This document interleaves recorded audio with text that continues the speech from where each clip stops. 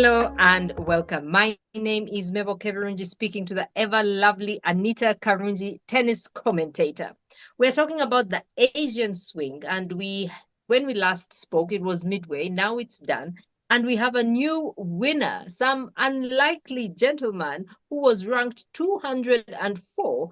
Karungi, tell us more about his unusual path to the top. Wow, what an incredible, unbelievable story. Valentin Vacherot from Monaco won the Shanghai Masters, which I don't think anyone would have predicted. He came into this tournament as an alternate into qualifying. So his ranking was not good enough to even make the qualifying rounds, which eventually picked the people who will enter the main draw and compete with the top players. And, someone dropped out of qualifying. He came into the tournament and made the most of it.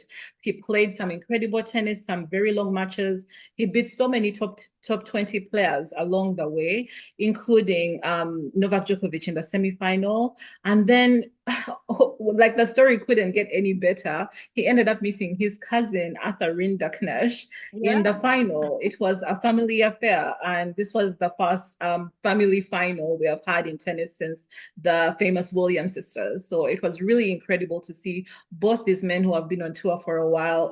Bashiro is 26 and Rinderknecht is 30, having this moment together as a family. And it's one tournament that I don't think a lot of people will forget, including themselves.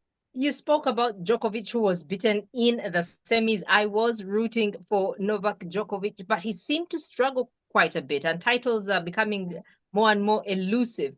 I'm just wondering, since I had someone call him a part-time pro, is that actually true? Will we see Djokovic win anything anytime soon? Never count out Djokovic. He is a legend for a reason. He has the skill, but unfortunately, his age is catching up to him.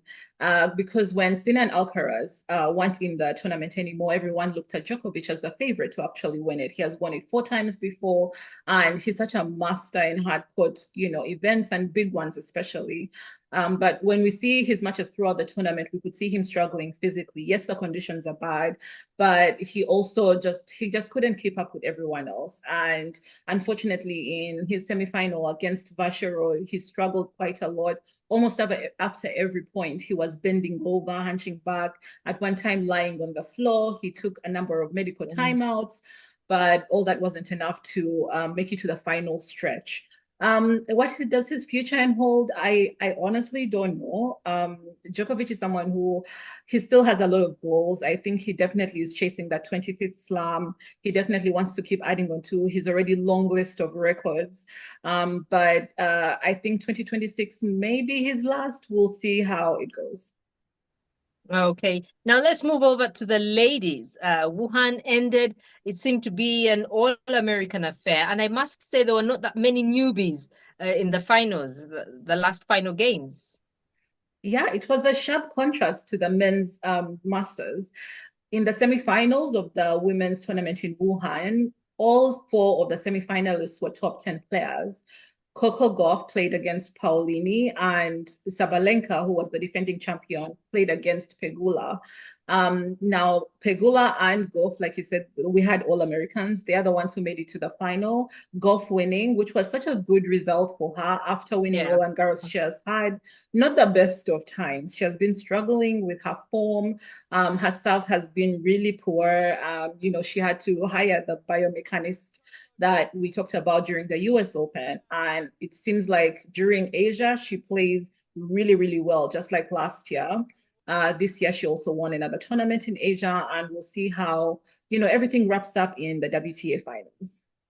So Karunji, as the year comes to an end, we still have the Paris Masters, which is happening at the end of October in a few weeks' time. What are your expectations?